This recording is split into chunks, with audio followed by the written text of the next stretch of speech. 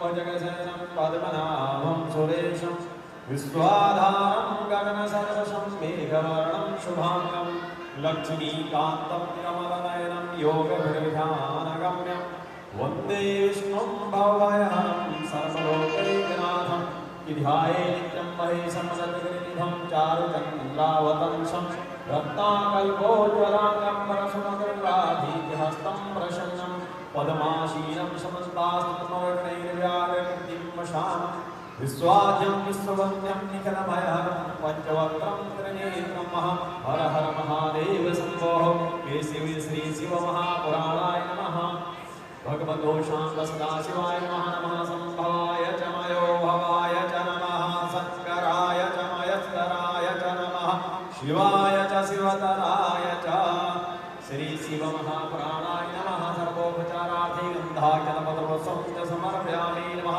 सरस्वती नमस्तुभ्यं वरदेवी कामरूपिणी विश्वरूपी विशालाक्षी विद्यां देहि बुद्धिं देहि च सरस्वती गुरुर्ब्रह्मा गुरुर्विष्णुः गुरुर्देवो महेश्वरः गुरुः साक्षात् परब्रह्म तस्मै श्रीगुरुवे नमः प्रातः श्रीगुरुचरणकमलेभ्यो नमः व्यासाय विष्णुरूपाय व्यासरूपाय विष्णवे नमो वै ब्रह्मनिधये वासिष्ठाय नमो नमः यततोदमो ब्रह्मा द्विबाहोरपरो हरिः अभाललोचना शम्भो भगवान्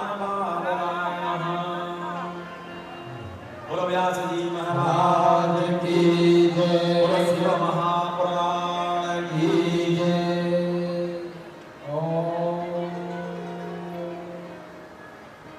ओम नमो देवाय गोब्राह्मणहिताय च जगद्पिताय कृष्णाय गोविन्दाय नमो नमः।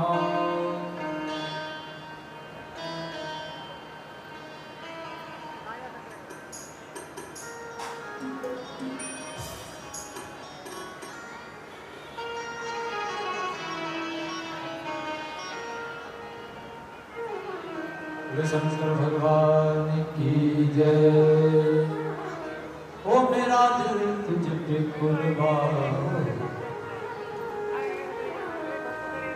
मेरा दिल तुझ पे कुर्बान, डमरू वाले मेरा दिल तुझ पे कुर्बान, डमरू वाले मेरा दिल तुझ पे कुर्बान, डमरू वाले मेरा दिल तुझ पे कुर्बान।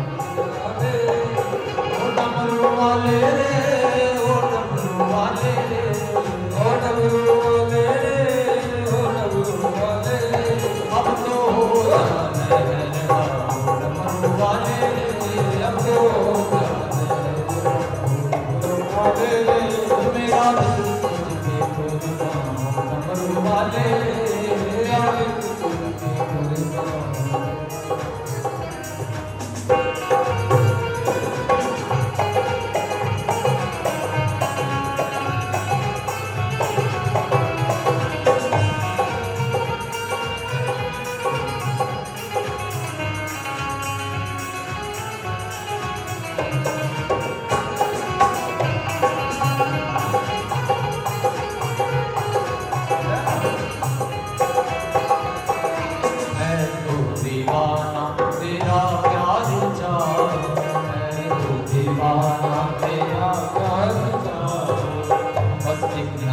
तेरा दीदार चाह, बस नजर तेरा दीदार चाह।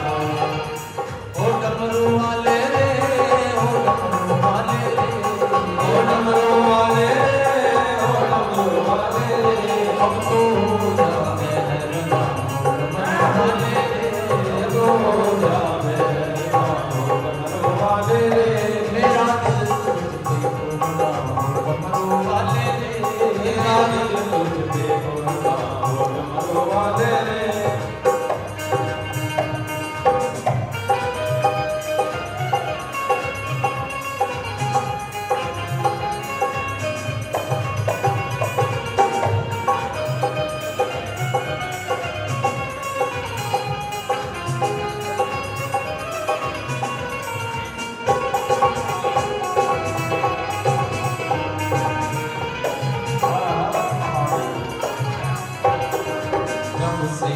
देखी ये तस्वीर तेरी, कब से देखी ये तस्वीर तेरी, कब से बदल गई तकदीर मेरी, कब से बदल गई तस्वीर तेरी।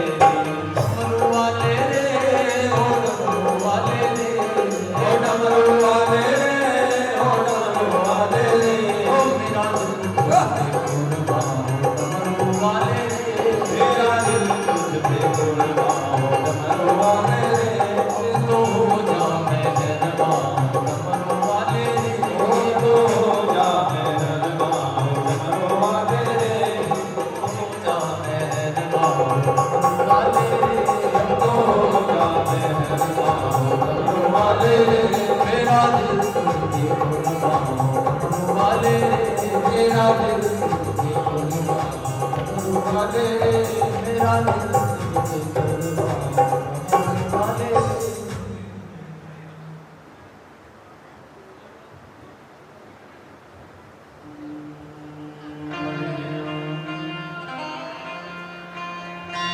हरि ओम हरि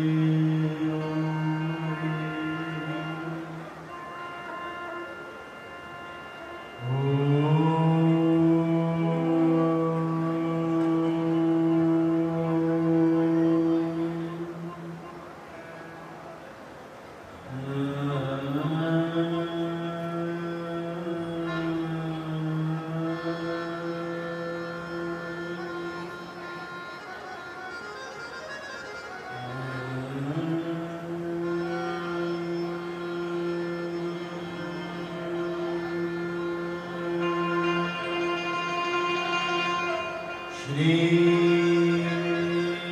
गणेशाय नमः।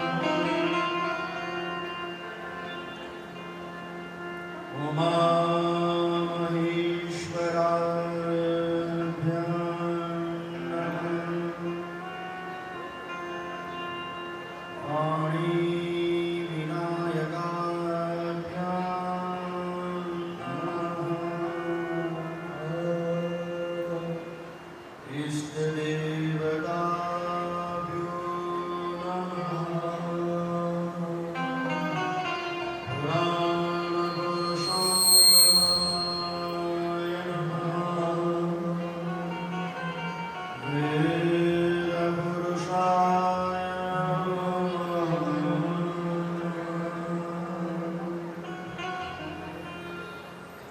तच्चं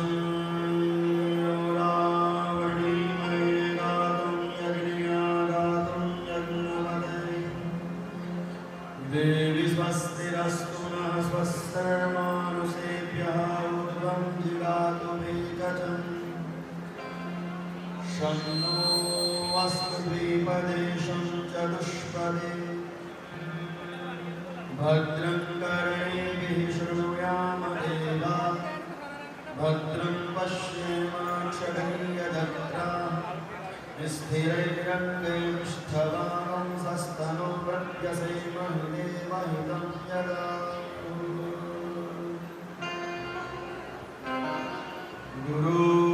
गुरुर्ब्रह्मा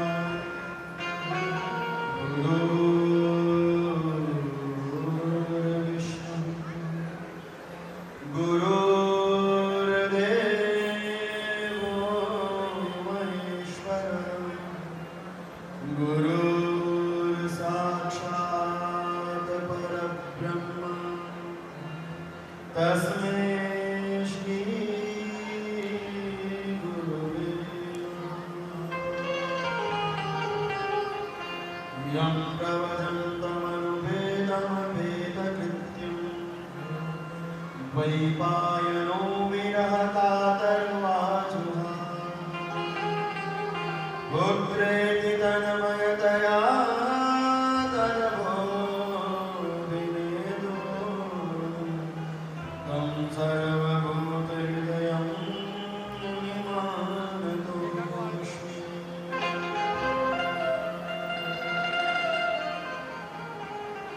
लम्बोदरं परमसुन्दरमेकदन्तं पीताम्बरं त्रिनयनं परमं पवित्रम्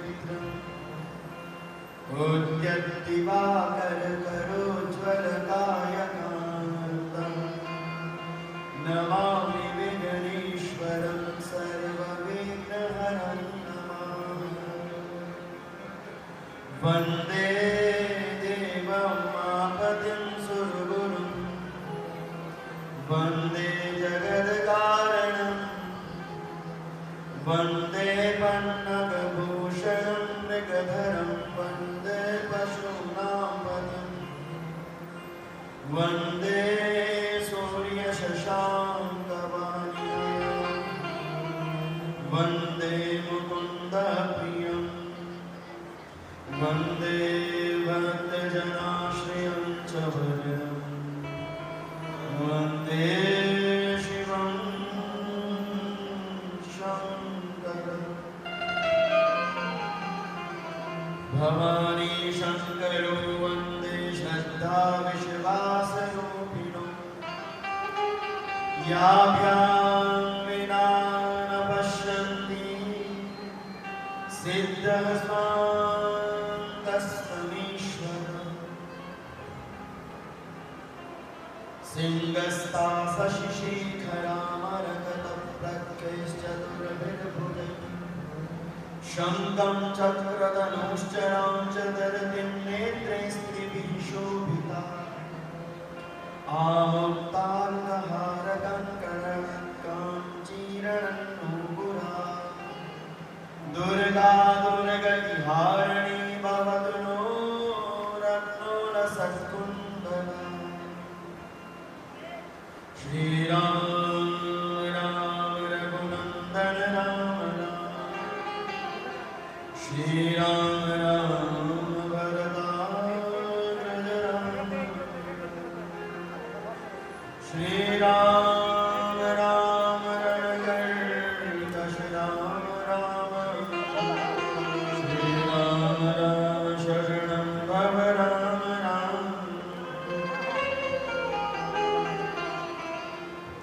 अतुलितवरदां स्वर्णशैलावदेहं दनुजवनकृशानं ज्ञानिनामग्रगण्यं सकलगुणनिधानं वानराणामधीश रघुपतिप्रियभक्तं वातजातं नमामि। नमोऽस्तु ते व्यासविशालबुद्धे फुल्लारविन्दायतपत्रनेत्र तेन त्वया भारततैल प्रज्वालितोद्यानमयप्रदीप अचतुर्वदनो ब्रह्माद्विबाहुरपरो हरिः अबाललोचनः शम्भुर्भगवान् वंशी विभूषितकरा नवनीरदा वेदाम्बरा वरुणबिम्बफला पूर्णेन्दुसुन्दरमुखादरविन्दनेत्रा कृष्णादवरं किमपि तत्त्वं हरे कृष्ण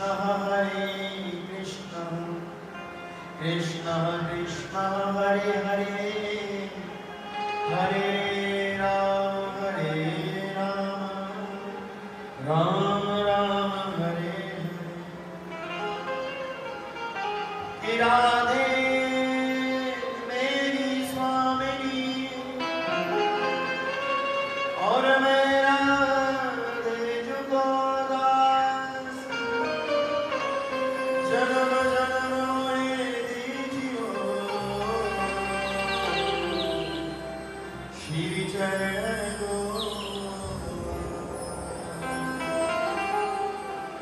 बुद्धि तनु जानिके सुमिरो पवन कुमार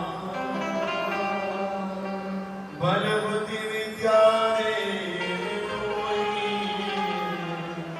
हरहु कलेश मैं हूँ श्री भगवान का और मेरे श्री भगवान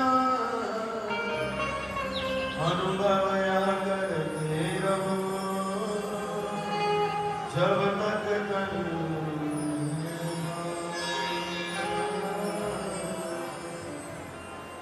ओम नमो भगवते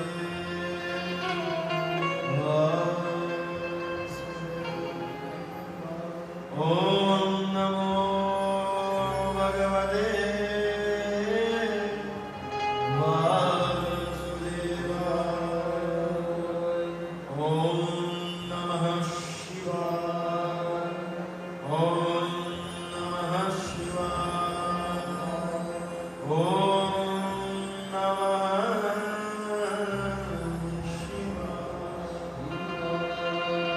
ओम नमः शिवाय शुभं शुभं कुरु कुरु शिवाय नमः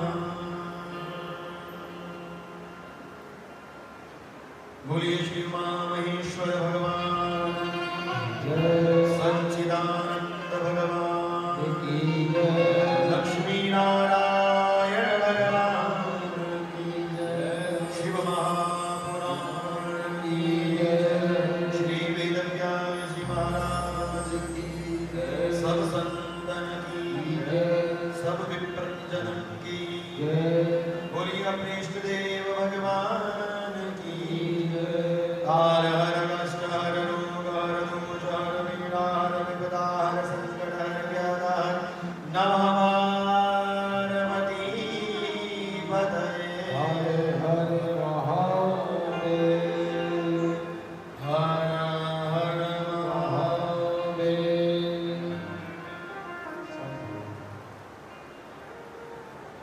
परम मंगल वंदन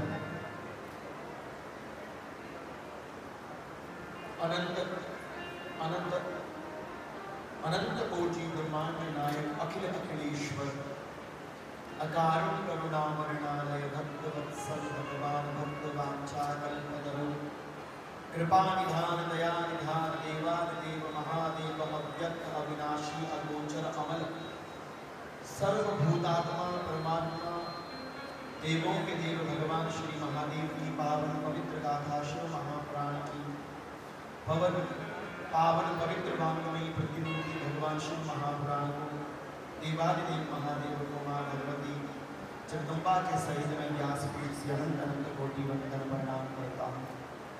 समस्त विप्रजन संगीतज्ञ भाई बांधवजन श्रोताजन मातृवृंद समस्त तपा मंडी के भक्तों को पावन पवित्र शिव महापुराण की पावन पवित्र गाथा सहित YouTube के माध्यम से अपने घर में बैठकर दूर दूर से कथा का रसपान करने वाले समस्त शिव भक्तों को शिव गणों को मेरी ओर से हर हर महादेव। आप सभी को वंदन है, प्रणाम है, आप सभी को नमस्कार है मेरी ओर से। आइए आज शिव महापुराण की पंचम दिवस की कथा में हम शिव विवाह की ओर चलें, आनंद की ओर आज हम अग्रसर होंगे। उससे पूर्व आइए शिव महापुराण की महिमा को हम गा रहे हैं, जिनके निकट बैठकर हम इस कथा का रसपान कर रहे हैं। कथा है शिव पुराण की परम पावन विधान की, कथा है शिव पुराण की कथा है शिव पुराण की परम पावन विधान की, कथा है शिव पुराण की परम पावन विधान की। देवों के महादेव की सृष्टि के आदि अंत की, देवों के महादेव की सृष्टि के आदि अंत की। ओम नमः शिवाय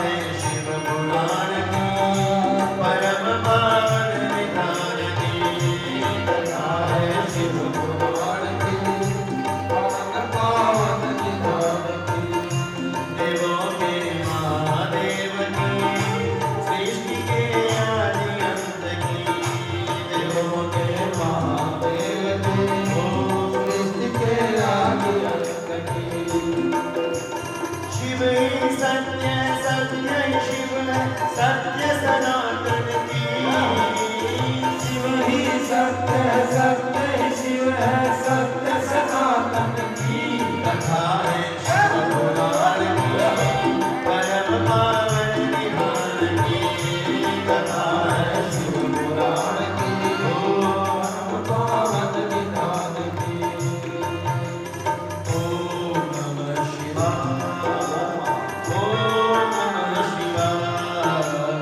ओम नमः शिवाय ओम नमः शिवाय ओम सुंदरता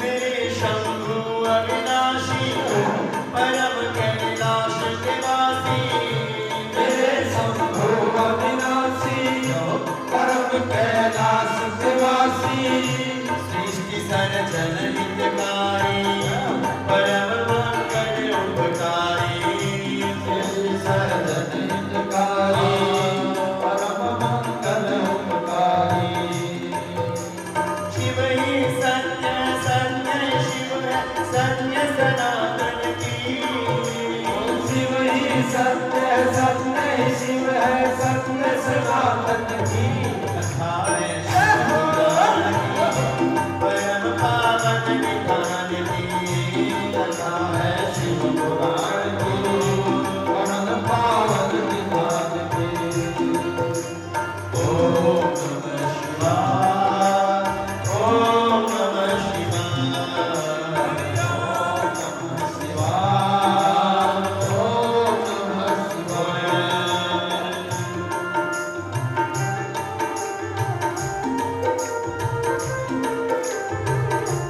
भोले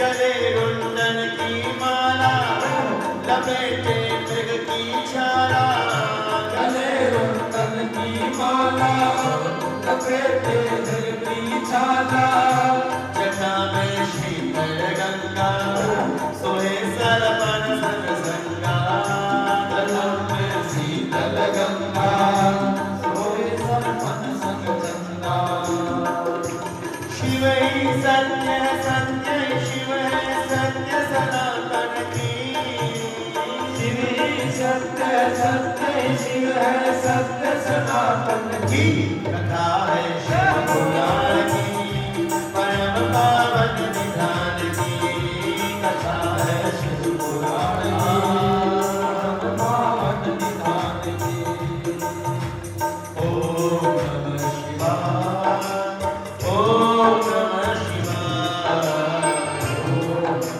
शिवाय ओम नमः शिवाय बोल के ओम सुंदर ताली के साथ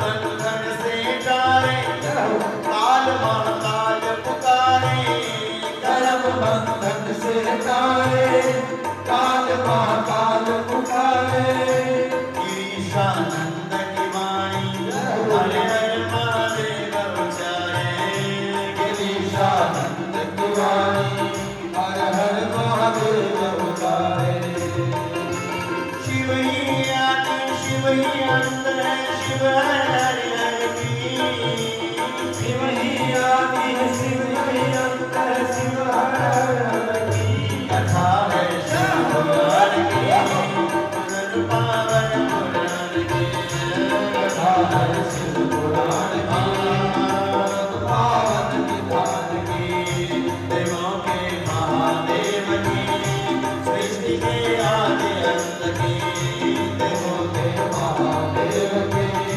सृष्टि के आदि अंत की शिव ही सत्य सत्य शिव है सत्य सनातन की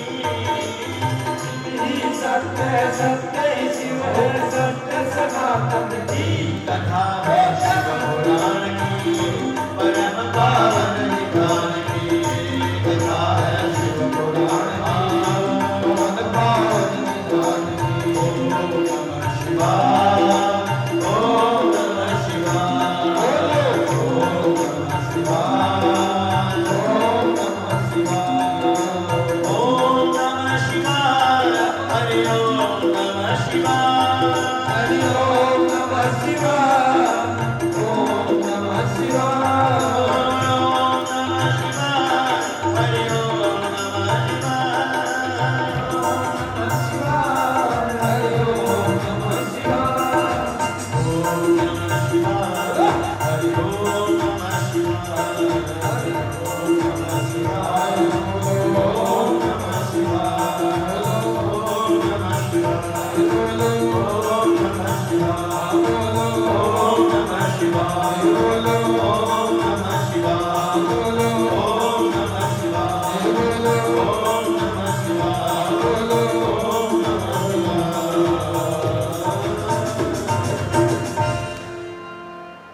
कथा है शिव पुराण परम पावन निधान की देवों के महादेव की सृष्टि के आदि अंत की बोल शिव महापुराण की एक बार दोनों हाथ खड़े कीजिए सभी भक्त और कहिए जोर से बम बम भोले आवाज निकालिए बम बम भोले बम बम भोले बम बम भोले बम बम भोले तो आप सभी का स्वागत है। आज हमारी कथा श्री विवाह की ओर चलेगी। सुंदर दृश्यों के साथ हम शिव महापुराण की दिव्य कथा का अनुसरण करेंगे। कल आपने सुना माता सती मैया ने अपने देह का त्याग कर दिया था। देवी भागवत के अंदर कथा आती है, जब माँ भगवती सती जी ने अपने देह का त्याग किया तो भगवान भाव विभोर होकर माता सती के शरीर को पकड़कर कभी यहाँ से वहाँ से इधर बेसुध होकर घूमने लगा। जब सब देवताओं के नेत्रों में अश्रुपात होने लगा, तब सबने भगवान नारायण से कहा कि नहीं तब आदि मन अवसाना, नहीं तब आदि मन अवसाना, अमित प्रभाव वेद नहीं जाना, अमित प्रभाव वेद नहीं जाना।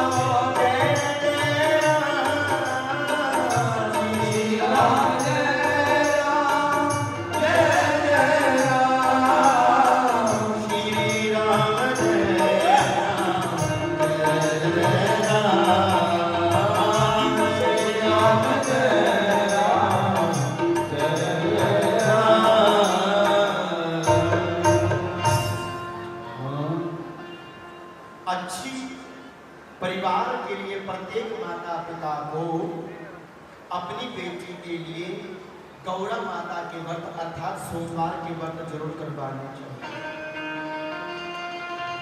और हर एक माँ बाप चाहते हैं कि मेरी बेटी को अच्छा घर अच्छा परिवार मिले, और हर अच्छे लड़के वाले चाहते हैं कि हमारे बेटे के लिए एक अच्छी लड़की मिल जाए। लेकिन ये सब कुछ होगा कैसे? ये सब कुछ होगा कैसे मेरे? बोलिए, ये सब कुछ होगा? पता है आपको, आजकल लोगों को अच्छी बेटी नहीं चाहिए। बुरा मत मानना, तुम भी बेटी वाले हो, हम भी बेटी वाले हैं।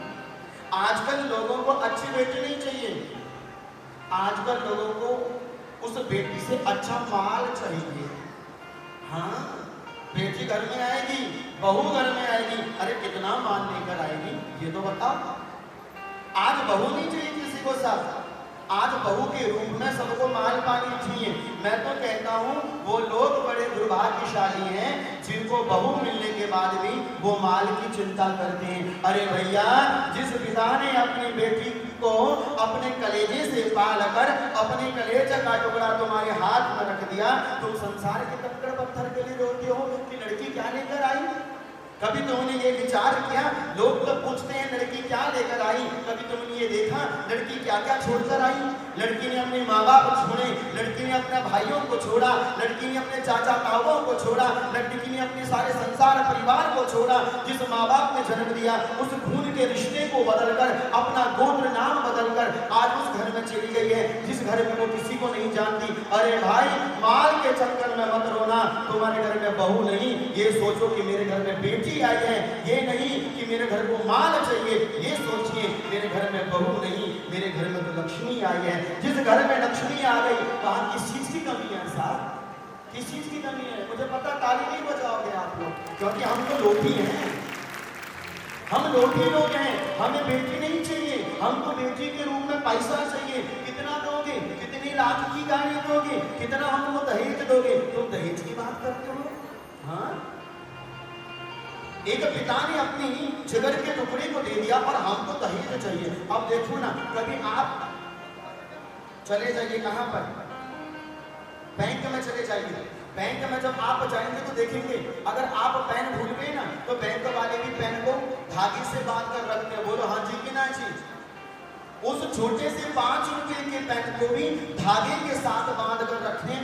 विचार करो, वो 5 रुपए पेन को धागे से बांध कर रखते हैं। जिस पिता ने बेटी को पाल पोस कर आपके हाथों में दिया, वो इंसान आज भी पैसों के लिए रोता है। बेटी के दहेज में पलने वाला परिवार कभी खा ही नहीं सकता, नस्ल लिख के देगा। इसलिए दहेज की चिंता मत करो कि मुझे दहेज कितना मिलेगा, ये चिंतन करो कि मुझे बहू अच्छी मिलनी चाहिए।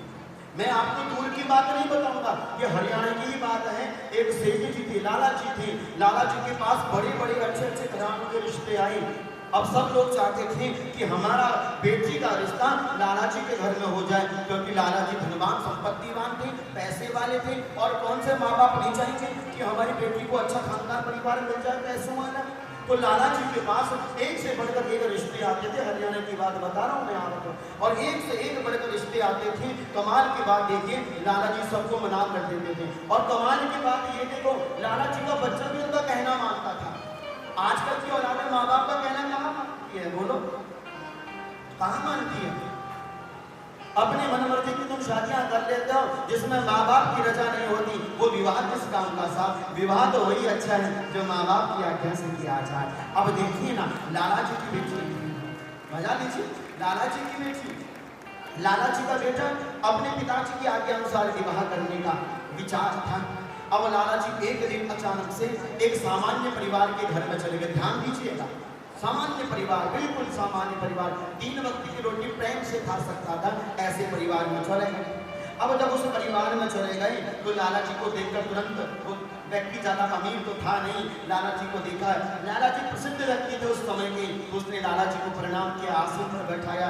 हाल घर का कुछ ज्यादा ठीक नहीं था, लेकिन लाला जी को अच्छे घर पर, अच्छे स्थान पर बैठाया। लाला जी आप बैठिए।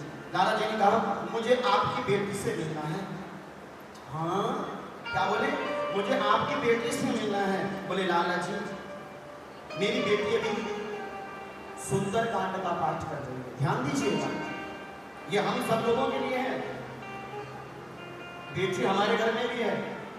आज लोग बेटी को जन्म देने में इसलिए डरते हैं दहेज देना पड़ेगा, और ये कथा उन्हीं लोगों के लिए है। लाला जी ने कहा मुझे आपकी बेटी से मिलना है, जरा एक बार बेटी का दर्शन करा दीजिए। कहा लाला जी ने कहा करा दीजिए। तो वे उस लड़की के पिता ने कहा लाला जी अभी वो सुंदरकांड का पाठ कर रही है, 2 मिनट रुक जाइए, जग जाइए, अभी आपकी पूजा करके फिर आप मिल लीजिएगा। लाला जी क्योंकि सुंदरकांड के पाठ को 2-2.5 घंटा लगता है और लाला जी बैठी है। जब सुंदरकांड का पाठ समाप्त हो गया तो जैसे ही बेटी उठकर आई, सबसे पहले देखिए संस्कार घर के, हाँ ये होता है ना, ये पल्लू कहते हैं उसको, पल्लू अपने सिर पर ऐसे रख के दिया, हाँ अपना सिर दिया है, और पल्लू अपने सर पर जैसे ही लेकर आए ना तो लाला जी तुरंत बहू को देखकर प्रसन्न हो गए। और लाला जी ने एक बात कही कि बेटा ये पल्लू तो मात्र केवल बाजार में 100-200 रुपए का आता है, लेकिन जब किसी माँ के सर पर ये चला जाए तो ये बेशकीमती हो जाता है, कीमती हो जाता है, इज्जत हो जाता है साहब। अब बेटी के सर पर कपड़ा, और देखिए ना आज हमारे घर में कोई बड़ा बुजुर्ग व्यक्ति आ जाए, बस माताओं के बाल हवा में लहरा रहे होते हैं, हवा में लहराए मेरा लाल दुपट्टा।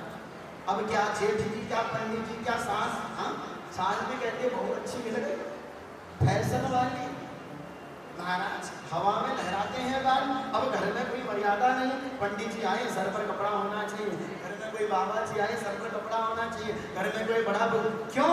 ये केवल इसलिए नहीं कि हम मॉडर्न हैं, ये हमारे संस्कार कहते हैं कि जिस स्त्री का सर ढका हो सच में वो एक अच्छे खानदान की लड़की होगी, हम तो इतना जानते हैं। अब लाला जी ने कहा बेटा मैं तुम्हारे संग अपने बेटे का विवाह पक्का करता हूँ। अब पक्का करके आ गए।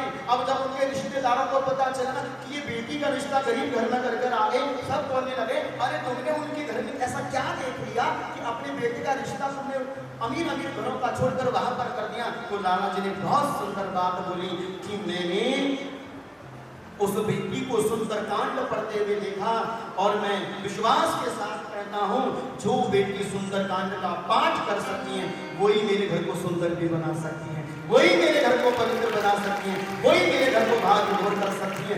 मुझे बहू नहीं चाहिए, मुझे बहू के रूप में बेटी चाहिए। बताइए ऐसा जिगरा हमारे पास है?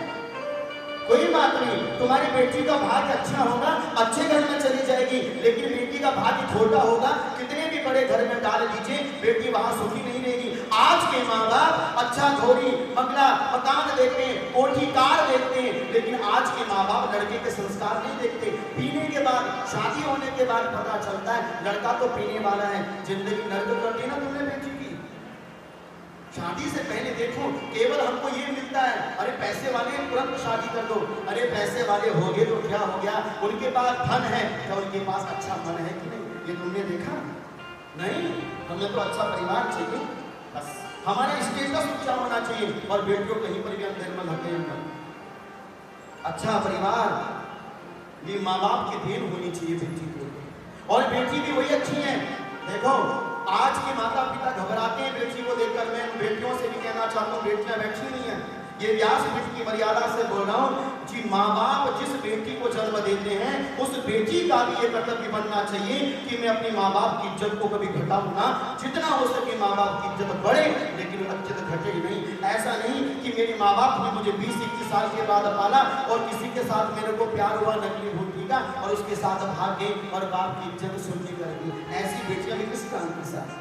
पहले तो बेटियों का जन्म होना मुश्किल है, और बेटियां का जन्म हो जाए तो अच्छी बेटी मिलना मुश्किल है। इसलिए बेटी वो नहीं जो माँ बाप के नीचे गलत काम करके भाग जाए, अरे बेटी तो वो है कि जीते जी माँ बाप की इज्जत को बढ़ाए, वही है बेटी जो माँ बाप के सम्मान को बढ़ाने वाली है। और कमाल की बात है हिमवान आज अपनी बेटी के लिए एक अच्छा घर परिवार ढूंढ रहे हैं साथ, लेकिन कहते हैं ना बेटी के किस्मत में भाग्य में जो है, देखो होता तो वही है जो आपके भाग्य में लिखा हुआ, हाँ जी कि ना जी, बाकी तुम जो मर्जी कीजिए होता वही है जो आपके भाग्य में है। हो गया है हो ये सोचो राम रचि राधा, हो ये सोचो राम रचि राधा, हो कर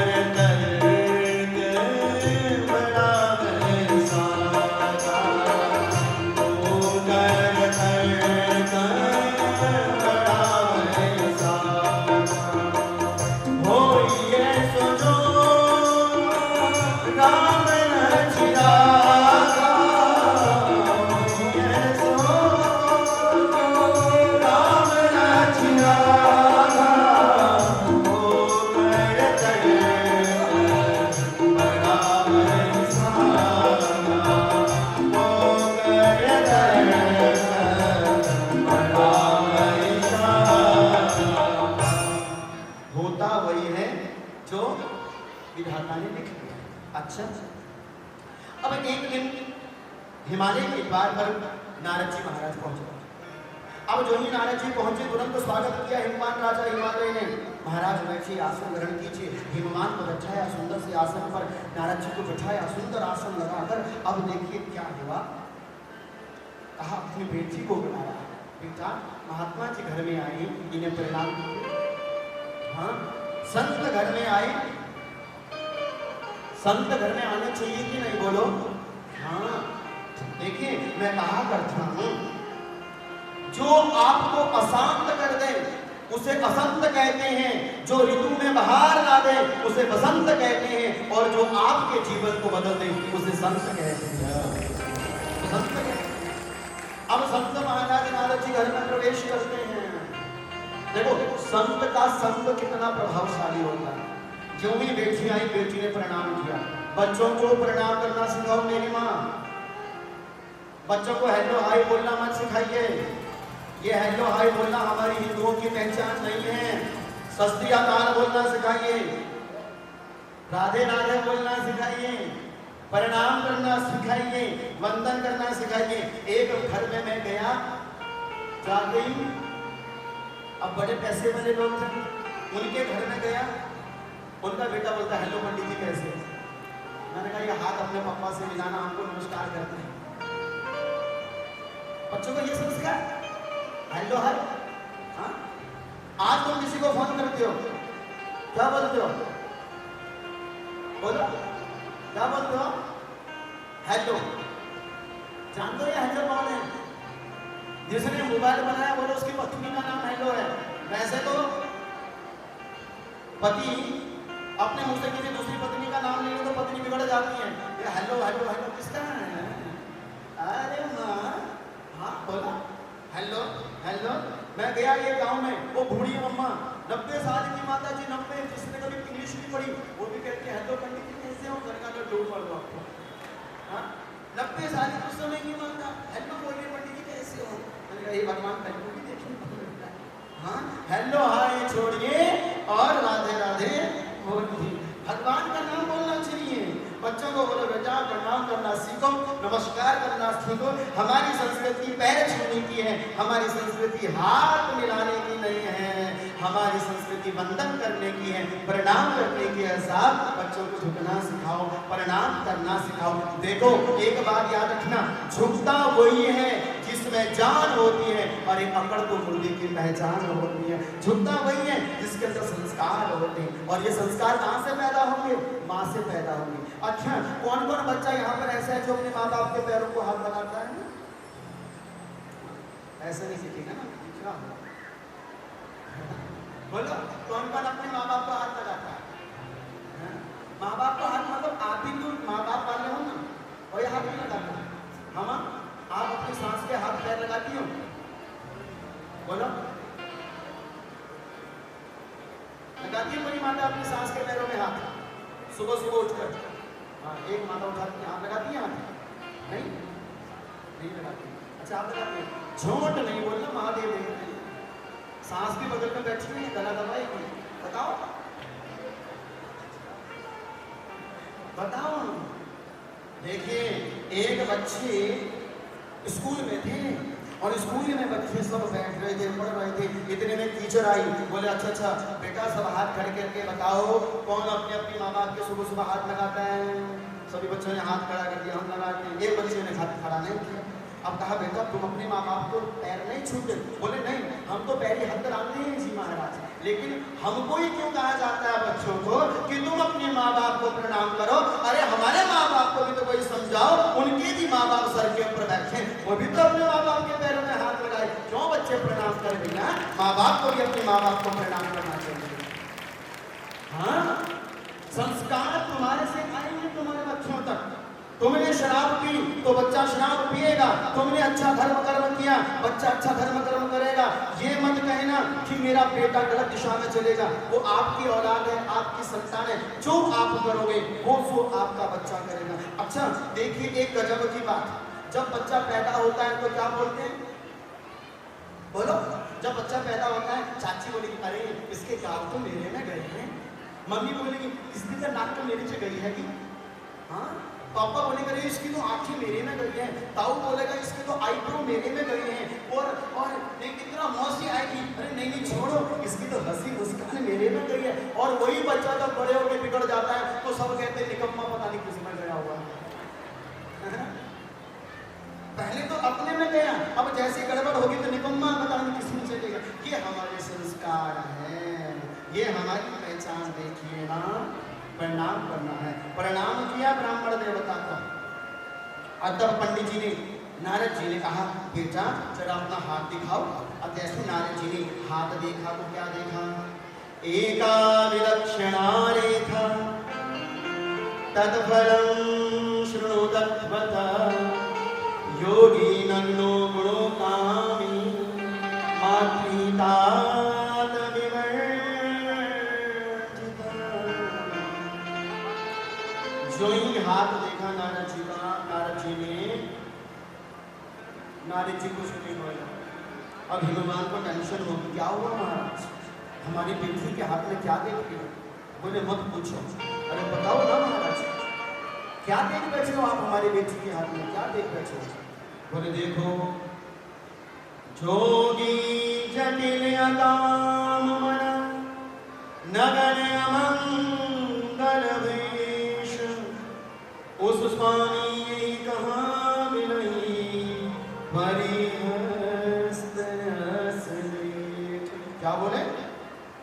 बोले देखो आपकी बेटी के हाथ में हमने देखा ऐसी एक रेखा है कि आपकी बेटी की शादी उस जगह पर होगी जिसका कोई खानदान परिवार नहीं होगा, नंगा होगा और बोले कि रूप धारण करने वाला होगा और माने जाने माने भैया भूत प्रेतों के संग रहने वाला होगा, उसका कोई कोठी बंगला मकान नहीं होगा, आपकी बेटी की शादी वहां पर होगी। बोलो कोई बाप ये सुने तो बेहोश हो गए मेहमान अच्छी।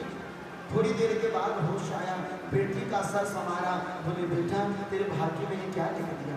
लेकिन बेटी मुस्कुरा रही है, बेटी पसंद से चिल्ला है। क्यों? क्योंकि आज बेटी भगवान नारद जी का इशारा समझ गए कि अमंगल वेश धारण करने वाला, मतलब अमंगल कौन? सारे संसार को ज्ञान देता है कि भैया इस तन के चरित्र को तुम सुधारते हो, मन के चरित्र को संवारते नहीं, वो केवल महादेव है। लोग अपने चेहरों पर क्रीम पाउडर लगाकर के अपने चेहरे को चमकते हैं, भगवान महादेव कहते हैं ये चमड़ी तो एक दिन जल के राख हो जाएगी, काहे की समान। मतलब सारे जितने भी गुण हैं ये एक ही अंदर दिखते हैं। बोलो किसके अंदर है? बोलो जोर से, महादेव के अंदर है साहब। अब क्या करना? बोले महाराज इसका कोई उपाय बता दीजिए, समाधान बता दीजिए, कुछ तो बताइए महाराज। तो हाँ, तब कहते हैं देखो अगर तुम उपाय चाहते हो हम तुम्हें उपाय बता देते हैं। कह रहे हैं तदपि एक मैं कहूँ उपाय, तदपि एक मैं कहूँ उपाय, होय करे जो देव सहाय, होय करे जो देव सहाय। जसु बर में मरने उमाई, जस बर